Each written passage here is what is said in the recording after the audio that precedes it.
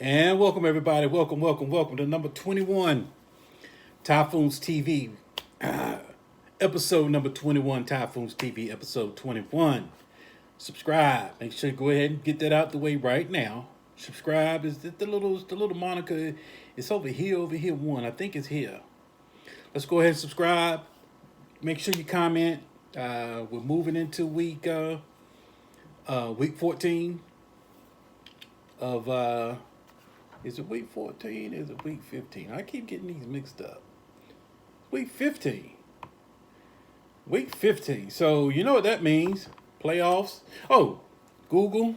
In your search engine, Google, whether your private search engine or however you roll. Google or Bing, the fantasy typhoon. Hit enter. That's my whole page. That's my footprint. That's how you follow me. If you have any pressing questions, or if you have any, I'll be doing a mailbag soon. The fantasy typhoon at hotmail.com. Once again, the fantasy typhoon at hotmail.com. That's ways to interact with me. Like we're saying on the show, our quote of the week: "Success is not the key to happiness. Happiness is the key to success. If you love what you are doing, you will be successful." It's Herman Cain. Success is not the key to happiness. Happiness is the key to success. So if you love what you're doing, you will be successful. Herman Cain. Also, just kind of rephrase what my father always taught me. If you love what you're doing, you'll never work a day in your life. So it's pretty simple. Find something that you love. What am I here for? What's my purpose? Find something that you love and go do it. Because you already have the traits inside you to do it well. Which leads us off to Bill Belichick, Spygate 2.0. Bill's doing what he loves. Success is not the key to his happiness. Whether he 1-15 or whatever his record is, he loves what he does. He loves it. Actually, he's a little obsessed with it, if you ask me. But he loves what he's doing. That's why he's successful. Or is he successful? Is he tweaking? Is he tweaking things in his favor? All right. Now, I rock with you until it looks like I become an idiot rocking with you, right? Give you the benefit of the doubt. Okay, the Deflategate thing came out, right? The football was being deflated. The Colts was like, "Hey, hold on, now the dude intercepted." I think the dude intercepted. Colts, Indianapolis Colts playing the New England Patriots. I think it was one of those plays. Brady threw an rare interception. He rarely throws those. And the guy who intercepted the pass for the Colts was like, he got to I guess he kept it because he was like, "Hey man, I packed on Brady." So he wanted to keep the football as a memento, as a safe keep, as a memory piece, So he picks the ball off and he goes, "Wait, why this ball so soft? Why was that so easy? Why did it just stick to my hands?" And of course they were playing in, they were playing in the rain. It was a rainy game. So he reports it, this and that, and we're looking at it like, but at the end of the day, remember, Bill Belichick will add one blade of grass to the field if he knows that's going to help it. Bill Belichick wants an edge, period. I don't care if he's playing a zero. He don't care if he's playing a team that never won a game in 18 years. He does his study, but he doesn't just want to leave it to chance. If he needs to add one blade of grass to get an edge, Bill Belichick wants an edge. What can I do to help me get a win? If I told Bill Belichick, all right, I got one play, I guarantee you Cincinnati will do it. I know the signals for it. I'll sell it to you for $150,000. I guarantee you they're going to use it, but it's for one play. Just for that edge, just one little piece of edge, Bill Belichick will sell his soul for an edge. It's not even a guarantee it's going to win. It's not even a guarantee the situation is going to show up. It's just knowing that he has, I got one up on you. Just a little smidgen, a little bit more information than you do that you think I don't have. That's Belichick. All right, so Deflategate comes up, and I'm, first comes out, man, miss me with that, right? That's your first. Then it comes out, they have a dude on the payroll, and his name is Deflator. That's his name, right? Deflator's job is to take the footballs after Brady approves of them and bring them to the field. His name is Deflator. He's on the payroll. So as Deflator, as Tom Brady said, yeah, I like this ball, because Peyton Manning and them lobbied, and the other quarterbacks lobbied, Aaron Rodgers, Brett Favre, and them lobbied, I like to throw footballs that I like. So they afforded the opportunity, the officials in the league, Goodell and everybody came together and afforded the quarterbacks an opportunity to pick your footballs. All right, so Brady picks his footballs, then the Deflator gets them, put them in that little ball bag, and he stops by the bathroom. He's missing. So, of course, there's no cameras in there, so you can't really see what's happening. So, but in other words, there's a lapse of actually having full visual, having visual on the footballs. And his name is the Deflator. Okay, all right. I rock with you for a minute, but I can't be a fool rocking with you. You get it? I rock with you until, whoa, now I'm the idiot rocking with you. So once those were facts. Facts. Balls were actually deflated. Facts. They had a guy on the payroll named Deflator. That's fact. Fact. Ball boy got missing before the footballs hit the field. And fact, dude intercepted the football. It was flat. It was flatter than the regulations for the football. Now you take what you want from that, but you got to look at the facts. You feel me? So in this thing, I gotta look at the facts. Whether they're guilty or not, we'll see. But the facts, whether you a Patriot fan or not. I can ride with you. I can ride with the Cowboys until the facts show up. Right? As far as Cowboys fan now, I can relax because I know we're not winning the Super Bowl because the facts are Jerry Jones just came on his talk show last week and he told you what you already knew, but now it's fact. All decisions come through him. I don't care if you're the assistant coach, assistant scout, scout director, whatever you want to do. Before anything is signed off, said and done, any player movement in and out of Jerry's world, any player coming into the team, coming off of the team, Jerry got last say so on it. That's a fact. So as long as that's in place, we're not winning the Super Bowl. So I'm cool with that now. So now I can get off this stressful high horse, and I understand it now. I get it. So now I can kind of back up for a minute. Now the only things I kind of go to bat for without full facts is my family. Now I give my family the benefit of the doubt, to a certain extent until the facts come out. Dog it. Like let's say your little child, teacher called, hey, your child hit Timmy today. Of course, you're going to be like, no, my child ain't do it, my child ain't do it. And all right, it's fine because you're blind. And then 3 days later, here comes a little email to you. And, click on this media player. And it's video evidence of your child hitting Timmy. You got facts now.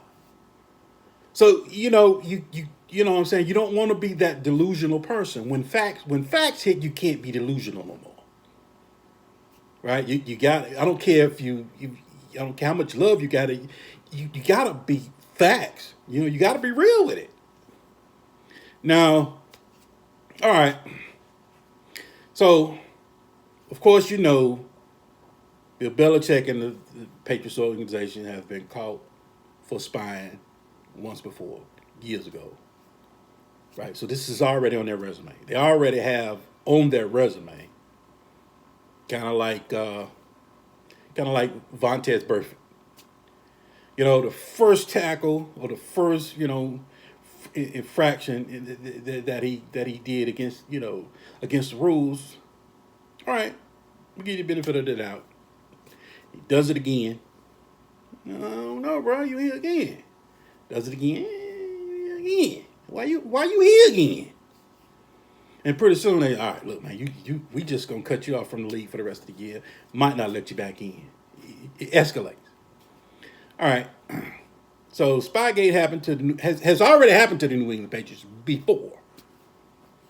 So this is not new to them. There are repeat offenders on this. All right. I want to get ahead of myself. So, all right, comes out some dude in Patriots gear and another dude in a Boston Bruins jersey show up in the press box.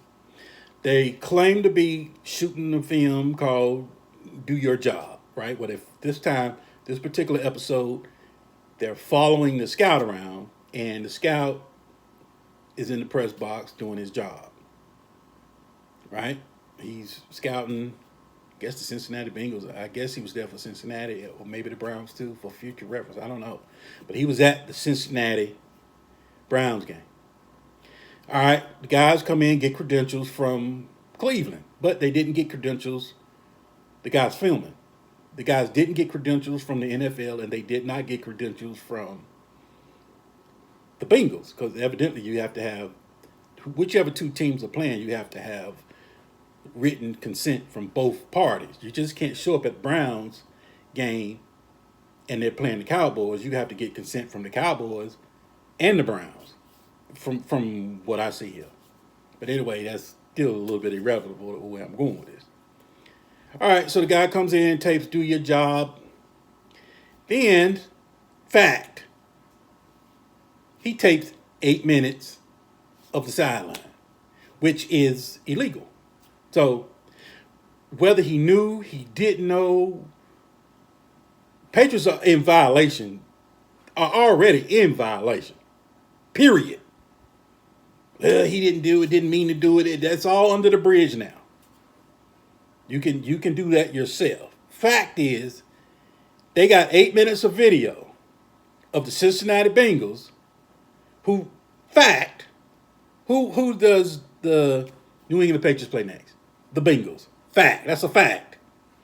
Fact. They got 8 minutes of video directed only on the sideline, which is illegal in the NFL. You know, Patriots gotta know this. You come on. You gotta know that's a no-no. Now, the crew doing the filming basically worked for Kraft and not the Patriots. You know, it's kind of like me. Like if I hire you to do some work for Typhoon, I pay you privately from Typhoon, but I don't pay you, but you're not an employee of Fantasy Football 101. I'm paying you from my personal account. You work for me. All right, so,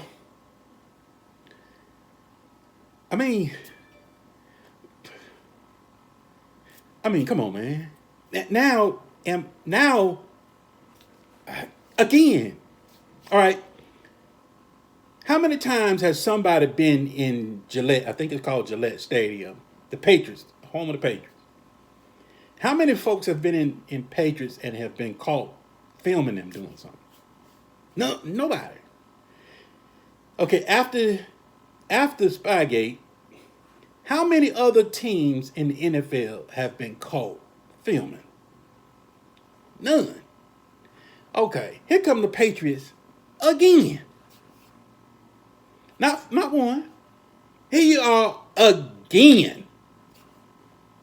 Now you just want to say, well, it was Kraft employee. This is Bill. This is deniability. This is how you do it. If you worked in a legal firm, if you worked in the legal profession, this is how you do it. It's deniable plausibility. You can deny it. Look, just what Bill's doing. He doesn't work for me. He don't work for the Patriots. He works for Kraft, right? Which is, I ain't got nothing to do with this. Patriots don't have nothing to do with this. That's why I set up that way. You see what I'm saying? And then folks say, well, why would he do it in broad daylight? Best way to do it. Now, everything would have been cool, I guess, if they had just been a little bit more discreet with it. Now, here's the question. They stopped at 8 minutes because they got caught at 8 minutes. Okay, let's say if the folks from the Bengals never said anything, was just sitting there watching, taking notes, and didn't say nothing. How long were they going to sit there and take? That's my question. And I don't have no facts to that. I won't get facts to that.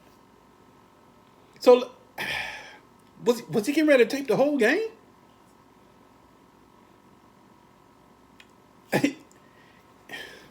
Look, the guy filming that, whether he worked for Patriots or for Kraft, gotta know you can't do that.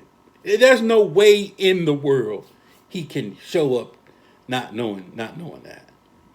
There's no way. There's no way you can buy that from me. And if that's the case, then there's no Belichick. Now I'm filling in the blanks. There's no more facts now. So now I'm kind of on my own because I'm out of the facts. Man, Bill knew. Bill knew what was happening. Bill knew what was happening, man. Bill plays the Bengals. Offense is intrepid. Playing against a new coach, offensive coordinator, and defensive coordinator over there at Cincinnati Bengals. Don't really know don't really know what's coming right now. All right, when you go over there and do your job, go ahead and get some video of the sideline. Go ahead and get some footage of the sideline. Let's come back and recompute and put it in our big file. You know they got a file of everybody, all your tendencies. Why do you think they put Malcolm Butler in there on the pass from in the Super Bowl, Seattle? Because they knew it was pass. Last minute, Belichick, throw Butler out there. They get ready to run across. Boom. Exactly what they did. Now, if you know that from just your regular study and you come to that, Belichick, you the GOAT for spotting that. But if you're cheating and then getting that information to keep you ahead of your opponents, I can't respect that. Now, there are, like I told you, Belichick goes, here's the line. Belichick will come all the way to the line. He's always at the line on everything he does. All right, let's say when they were playing Baltimore, they were doing substitution. An eligible man was on field, and it was a big play for the Patriots, and it kind of helped them win that important game. It was right there at the line. He didn't cross the line, so respect. Hey, he outsmarted you, Harbaugh. He got you. That's what you got to give him. You got to give him that. All right, let's say, remember that year, Carolina Panthers. It's the unwritten rule of the NFL when, like, let's say if the Cowboys, let's say we get ready to cut our, I'm trying to give you a name nobody knows. Trying to cut our, let's say Alfred Morris was still on our roster. We were getting ready to cut Alfred. We're getting ready to cut Alfred Morris, but what we're going to do is just sign him back to the practice squad. All 32 teams know it's an unwritten rule. It's not a rule. It's just an unwritten rule. When you do that, you have respect for that team because they're going to put them on the practice squad. So you kind of don't go. You can claim them. The NFL says you can, but the written rule is don't touch those players. So I think it was Gaffney or something. The Carolina Panthers cut Gaffney, and we just get ready to put him right back on the practice squad. Only team to ever violate the unwritten rule is the Patriots. Bill Belichick said, "Nah, we're going to claim it," which you can. It's kind of like what I was telling you about on your trade negotiations. You know, when you send out trades, don't take them down before 1 o'clock on Sunday. Don't leave a trade up. Let's say if you send out a trade where you're sending out Juju for, let's say you were sending out Juju for Marvin Smith. What's his name? Marvin Smith, Alshon Jeffrey, and Mike Evans. All got hurt. He could accept. Take your Juju, which is healthy now. He's going to play Sunday. Oh, let me give you time and date stamp. It's 5:48 p.m. December 11th, 2019. Right? You left it up. Now, is it foul to do that? Absolutely. That's foul. You shouldn't do that to your league mate. But at the end of the day, he's slipping. You got to get him. You see what I'm trying to say? It's foul, but at the end of the day, there's no rule against it. So that's, once again, Patriots at the line. All right. I don't know if you look at the all 22 copy of the Patriots sometime. And I won't get into all of this stuff because I really don't want to stay on the Patriots this long. I've been on this long enough, to be honest with you. But, all right, so let's look at the all 22 of the Patriots. And you're in Foxborough. When they kick a field goal, they got the big screen. They have screen behind the goal post up, the video boards. They have 2 video boards sitting behind, up in the stands behind the field goals, which is fine. And you tell me that's not there to get an edge. It's just a little edge. Like I tell you, he will take all the little edges he can, add them up together to get a win on you. All right, so somebody said, you know what? I got an idea. How don't we put 2 big video boards right behind the field goal? When we kick a field goal, we'll make it dark. We'll shut it off. So that way our kicker can see between the goal posts and see what's happening and have a better chance of making his field goal. But when the opponent kicks a field goal on the billboard, we'll put a picture we'll do a video of the goal posts in real time, but we'll move them. So like now you see I'm kind of like in the middle of the middle of your screen, right? Let's say this is your goalpost right here. This is what you got to hit, right? You got to come in between this right here, right? Now leave these 2 goalposts up. What they do in Foxborough, on the screen right behind the goalpost, they'll put up the same picture of the goalpost with another goalpost right in the middle of the other goalpost. So when you're kicking, you're looking at the goalpost, and then you're looking at the big video behind it of the fake goalpost right in the middle of the goalpost. So it's kind of like, what we doing here? Now, it might not work, but if it does one Sunday, let's say the score is 22-24 Patriots, and the team is down on the 30-yard line getting ready to kick a field goal, and they put it up and it works. Boom. That's all Bill wants is just one. But anyway, look, no other team has been caught cheating but the Patriots.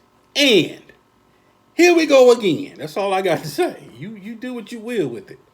Now to move on to Amari Cooper. Now you look at Amari Cooper. I'm a Dallas fan. Now I love Amari Cooper, but all right. Let's say we went to Foxborough, played the Patriots, and Stephen Gilmore is getting the light for shutting down Amari. When you watch the all 22 was false. But the stats show it, though. The stats show it. But when you actually look at the film and you look at the routes, Amari was cooking him, and Amari was open. He just didn't get the ball. So, in other words, what I'm saying is,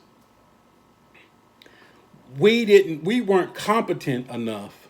Our coaching staff wasn't competent enough to use that. Instead of attacking Stephen Gilmore a little more than what we did, we just said, all right, just take Amari out the game, we'll go elsewhere. That was our logic. And Stephen Gilmore could have been had, but we didn't do it. And it's not Amari's fault. Amari can. So in other words, now America thinks, well, Stephon Gilmore shut Amari down, so Stephon Gilmore is the dominant player over Amari, when that's false. He just didn't get a shot. That's why this is what this coaching staff does. So here we are now. Amari is getting ready to go one-on-one with Jalen Ramsey. I have Amari Cooper. I'm not starting. I'm going to bench him. I have no faith. Now, can Amari Cooper beat Jalen Ramsey? Absolutely. I just don't have the faith. It's not Amari I'm worried about. I have faith in Amari. I just don't have faith in our coaching staff to put Amari in the right places to go 130 and 2 touchdowns, which he can do. Amari's route skills, it's hard to shut him down. But I don't have faith in our coaching staff to sit back and draw, even though we've been off since Thursday. There's a lot of time to game plan for the Rams. But we're about to get ran over and we're about to get thrown on. It's getting ready to happen to us. We're going to lose this game. There's no faith in me on this. Sorry. That's just the way it is. You got to be real with this thing sometimes. You got to take fandom off and set it down and be reality with it. Only thing I really ride or die for is my family. Now, Cowboys, I love you to death, but I ain't riding a dime for you. Now, I'll just say this when I'm gone, because sometimes when you look at the articles that come out, it's just weird. All right, let's say it's funny to me. All right, let's say if Tyler Eifert scores 1 touchdown from the 5-yard line. So he got 1 target for the whole game, 5 yards, and a touchdown, right? Then you look at social media the following week. Everybody's like, oh, get Tyler Eifert. He's the hot pickup. He's the hot commodity of the week. Make sure you articles and articles and articles and articles and articles and articles and articles are found on Tyler Eifert. 1 catch, 5 yards, touchdown. Pick him up, get him. Get him off waivers. Make sure you trade for him. Get him. In other words, articles, the articles follow production. You see what I'm saying? Nobody's recommending Tyler Eifert until hypothetically now, until he had the.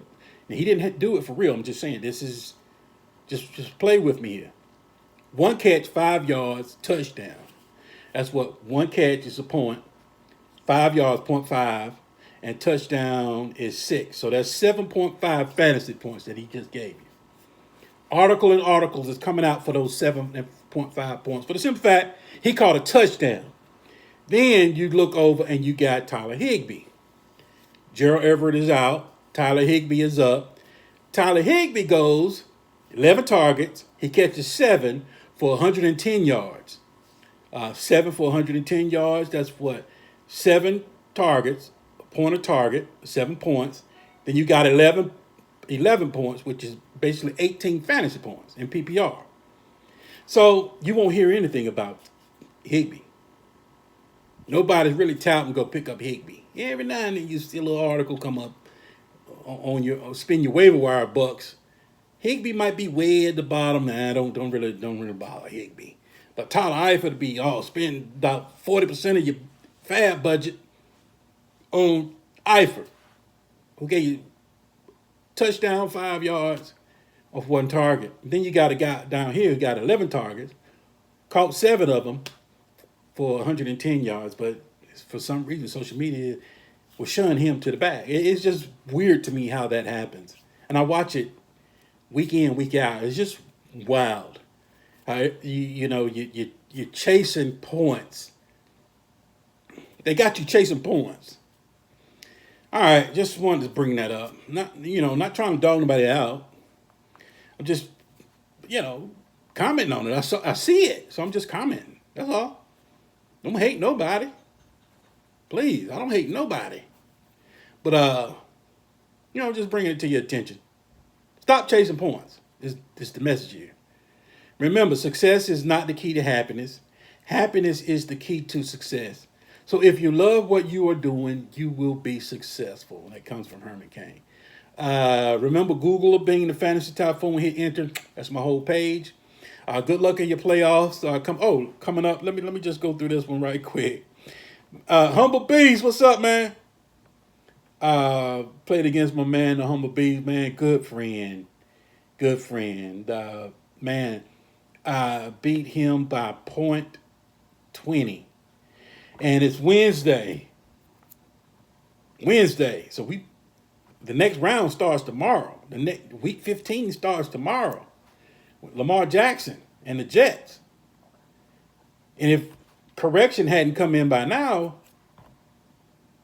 there's no stat correct. I don't anticipate a stat correction coming in now because we're getting ready to play. So I'm already lined up now for my next opponent in the next round. So, man, Humble Beast, man, that was rough there, man. Hey, man, one of us had to win, man. I text you and I was like, Humble Beast, I was like, hey, man, look, just go ahead and put me to bed. Just go ahead and take this thing because I'm on pins and needles watching it. I'm like, man, just go ahead and win it. Good, jeez. But he needed that extra point. But once you score after regulation, you're in overtime and you score, that's the end of the game. You don't kick the extra point. That's just 6 points. Game over. So they didn't get a chance to set up and do the extra point. So ended up, it looks as thus far as of today, 6:00 p.m. December 11, 2019. I don't know. We'll see. But as of right now, Typhoon. Yeah. Sorry, man. You my dog, though, man. You know that. Much love to you and your family, bro. Let's see. Google being the Fantasy Typhoon. Hit enter. That's my whole page. Make sure you subscribe to the channel. Follow. You got comments. Go ahead and put it down. Right up under there. Give me your comments. Give me your best shot. Good luck on your semifinals. And you got the championship rounds next year. So when we come back next week, so let's hope we all in the championship. I had 3 leagues that I'm really worried about. One, I made it. One, I just beat Humble Beast by the .20. So hopefully we'll make it. And the other one, I just got flat out thrashed. That wasn't even a thought of challenging that guy. Let me just tell you what he did to me right quick, and I'm gone. Let me just tell you his hurting he put on me. Good gracious. We played this one on Yahoo, and guy's team beat me so bad, he put me on the shame board. He beat me by 164.60. He put me on the shame board. He made me the scrub of the week, basically. He blew me out. All right, let me go back and take a look at. Remember, these EFG settings are turned up. You get points for pretty much if the guy fall down, you might get a point. You know, these points are on blast. He beat me 428. He scored 428.70. I had 264.10. He had Drew Brees. Drew Brees, 349, 5 TDs, and his own TD, 29 completions. He put up a 93.35. I had Ryan Fitzpatrick. I didn't get to my bonus, get 10-point bonus at 250. He gave me 245. So I'm no touchdowns. So I was just at 39. I had Amari Cooper. He went 83. I ain't gonna go through all that. I won't go through all the numbers. I had Amari Cooper at 28.60. He had Kenny Galladay, 25-10. I won that matchup. Then he killed me with Sanders. He had Golden Tate. Golden Tate went to bed. I had Tyreek Hill. He put up 20. Let's see. He had Singletary. I had McCaffrey. I got that one by about 9 points. He had Derrick Henry. I had Mark Ingram. He wiped the floor with me. He got 44. He got 45 points. Then he had Tyler Higbee down there. 7 receptions, 116. He put up 40. I had O.J. Howard. He put up 18. I had he had Tyler Higbee on my James Washington, and then he had Hunter Henry as his real tight end. So he worked his roster. You can't be mad. You can't be mad when somebody worked their roster, man. He saw it, gambled on it, and beat me with it. So I got put out like 3 leagues. I'm really worried about. Got put out of 1, so I'm still alive in 2. So we'll give you we'll keep you updated next week. Don't just win, dominate.